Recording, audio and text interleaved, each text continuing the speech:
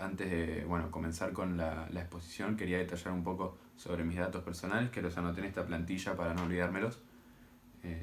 Comenzando, voy a la Universidad Abierta Interamericana, voy a la sede centro, curso la carrera de licenciatura en comercialización, voy al turno noche. La materia que estamos cursando es Administración General. Mi nombre es Guido Antonio Pinzone Vecchio. La fecha en la que estamos es 25 de mayo del 2020 y el profesor se llama Rubén Riboldi. Para comenzar con la exposición, voy a hablar un poco sobre el capítulo 1 del libro Robbins, lo que yo consideré más importante, que es qué hacen los gerentes y las funciones administrativas. Para empezar, los gerentes son las personas en las organizaciones que se encargan de supervisar y dirigir a los trabajadores en el caso de que sea una empresa.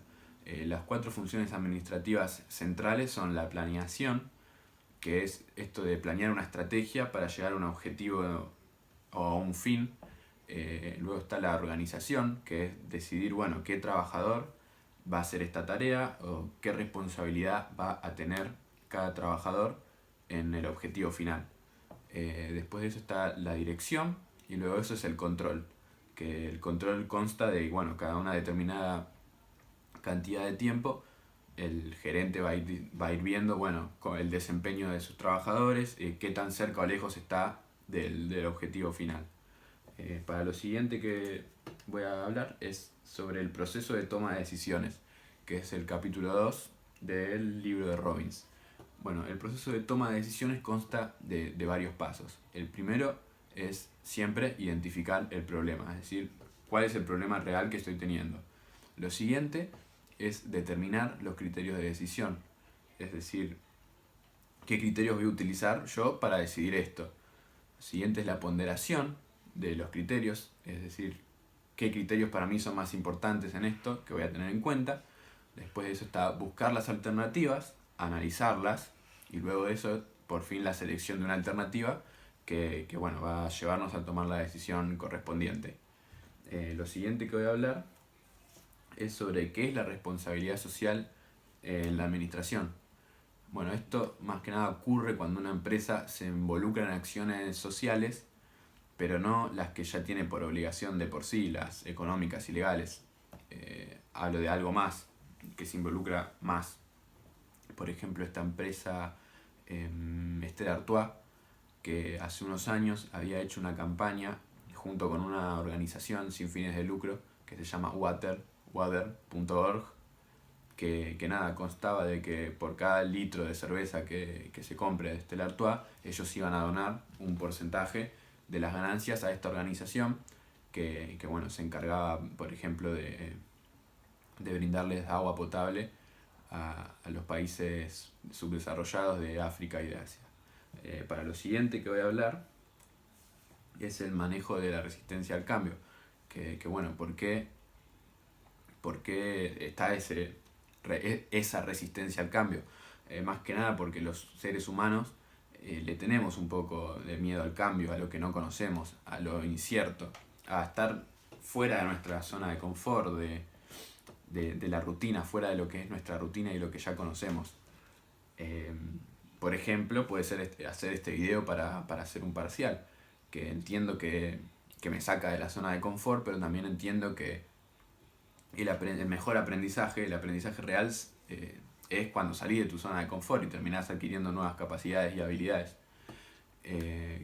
Hay varias formas de manejar esto, una de las cuales puede ser la comunicación, es estar bien atentos sobre las dudas de nuestros empleados, qué es lo que ellos nos preguntan, comunicarlo en sí, todo lo que va a conllevar el cambio. Luego de eso puede estar también la participación, que es hacerlos participar directamente desde el cambio, es decir, tenerlos en cuenta lo que ellos quieren, lo que ellos prefieren.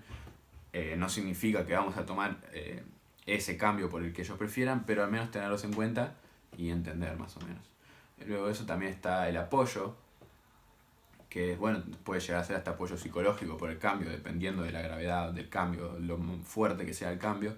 Es simplemente estar apoyándolos, preguntándoles qué es lo que necesitan, qué es lo que está pasando y siempre mantenerte en contacto con el empleado.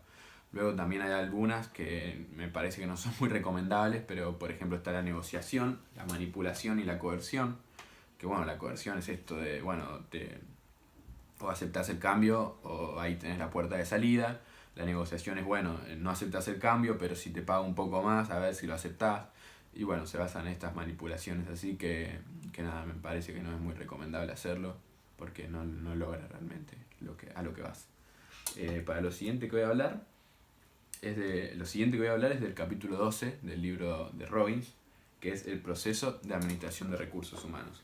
Bueno, más que nada, muchas empresas consideran a sus empleados como el activo más importante que tienen. No es que, o sea, una empresa que tiene empleados bien capacitados y dispuestos es una empresa que va a ser muy bien, o sea, va a ser una buena empresa. Por el contrario, si los empleados van todos con mala gana, no te interesa el recurso humano en tu empresa, y la empresa probablemente va a ser medio una porquería, por así decirlo. Bueno, igualmente el proceso de administración de los recursos consta de varias cosas. Por ejemplo, el primero es, bueno, reclutar, seleccionar a los empleados competentes. Luego de eso es orientarlos, decirles, bueno, sí, orientarlos es eso, es qué tarea vas a hacer en la empresa y te enseño qué tarea la vas a hacer. Luego de eso está la capacitación, que la capacitación es cada un tiempo ir sumándole enseñanza, conocimiento al empleado para que no se quede atrás. Luego de eso está también la administración de su desempeño, darle, ¿cómo se le puede decir? No son obsequios, son compensaciones por su trabajo. Eso también ayuda a retener al empleado en la empresa, demostrarle que realmente valorás lo que hace, y si lo hace bien, obvio. Y nada, si lo haces bien, bueno, te voy a dar una recompensa económica, una compensación económica, para que veas que lo estoy notando. Lo siguiente que voy a hablar es sobre los principios fundamentales de Taylor. Esto es del capítulo 2 del libro de Grosso.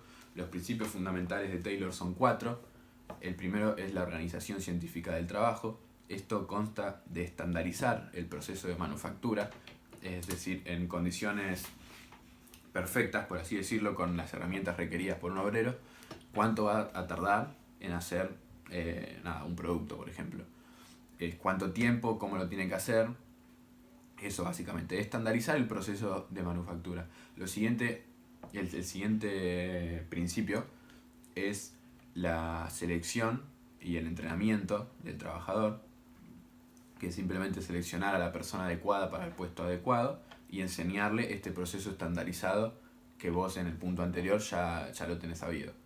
Lo tercero sería la cooperación entre directivos y empleados, gerentes y empleados, que bueno, básicamente es esto de que no se sientan como que son, o sea, que el empleado no sienta que el gerente es un enemigo, sino que acá es cuando empieza también a aparecer el pago por la remuneración por cantidad de producto hecho, que el empleado entienda que el gerente lo puede ayudar a ser más eficiente y por lo tanto a adquirir más remuneración. Entonces esto, que no sean enemigos. Y después está el repartir la responsabilidad, un 50 y 50 entre el gerente y el empleado, que el gerente se haga cargo de su proceso, digamos, mental y de estrategia y de planificación, y que el empleado se haga cargo del accionar, de si te equivocaste en tu accionar fue culpa del empleado, hacerte cargo. Esto termina con los principios fundamentales de Taylor. Para lo siguiente que voy a hablar es sobre los principios generales de administración, que es Henry Fayol. Son varios los que yo destaqué y me parecieron más importantes. Entre ellos fue, por ejemplo, la división del trabajo, que tiene algo que ver con el Fordismo y la línea de producción, que se basa en darle una actividad al empleado corta y simple, e ir dividiéndolas y el trabajo entre varios empleados. Es decir, que un empleado, por ejemplo, no sé, ponga un tornillo, ajuste un tornillo, el otro empleado ponga la arandela y el otro empleado, y así sucesivamente. Esto termina dando mucha eficiencia porque el trabajador se termina profesionalizando, por así decirlo, en lo que hace. Termina siendo un profesional del colocado del tornillo, porque es lo que hace durante 8 horas todo el día. Entonces se termina profesionalizando y haciendo más eficaz en su tarea, digamos, por así decirlo. Lo siguiente es la unidad de mando, que bueno, esto se basa en que, por ejemplo, una persona, o sea, un empleado, no tenga varios jefes y a varias personas a las que hacerle caso, sino a una, que sería su gerente, ¿no? Y bueno, nada, eso, porque si no, se puede prestar a confusión. Por ejemplo, si tenés varias personas a las que le haces caso, una te dice algo, una te dice lo otro, y terminás confundiéndote y nada, lleva a problemas. Lo tercero podría ser la jerarquía, que es, por ejemplo, intenta que se respete la cadena de comunicación, pero también dice que si hay un problema urgente e importante en la empresa, se puede llegar a violar la cadena de comunicación, y cuando un gerente de primer nivel se puede llegar a comunicar con uno de tercero antes de que con el segundo, más que nada para que sea más rápida y eficiente la comunicación. Pero esto, nada, se intenta cuando son problemas urgentes y no, y nada, no suele pasar, no quiere que pase esto, digamos. Luego de eso está la estabilidad del personal, que nada, es esto de la retención del personal, que no sea cada 3 meses personas nuevas, porque esto al fin y al cabo es como que te hace perder tiempo y plata, a una empresa le hace perder tiempo y plata estar todo el tiempo cada 3 meses capacitando a una persona porque se te va la otra persona. Y bueno, esto es más o menos los principios generales de administración de Henry Fayol que me parecieron más importantes. Bueno, luego de esto está el capítulo 4 del libro Grosso, del libro de Grosso, que habla sobre los estudios de Hampton. Hampton era una planta de una empresa que se llamaba Western Electric, y nada, habla sobre los estudios que se dieron, que los hizo la escuela de Harvard, que nada, sacaron varias conclusiones. Entre ellas está, por ejemplo, que la participación daba un mayor compromiso en el grupo. Es decir, bueno, lo que hablábamos también con la resistencia al cambio. Si a vos te hacen participar en las decisiones o te tienen en cuenta en las decisiones, no significa que lo que diga el empleado va a ser así, pero que te tengan en cuenta te da un compromiso mayor con la empresa. Porque nada, te hace sentir un poco más seguro y que te tienen en cuenta. Lo siguiente puede ser que la autonomía o la supervisión más flexible es bueno para la productividad en sí. Siempre y cuando obviamente no sea un viva la pepa y haya una pequeña supervisión flexible, como decía. Y nada, luego de eso es importante también lo de la retención de los empleados, que lo dice también el estudio de Hampton. Y bueno, por último también que, por ejemplo, la sanción social del grupo de trabajo era más importante muchas veces que la sanción que iba a terminar dando la empresa en sí.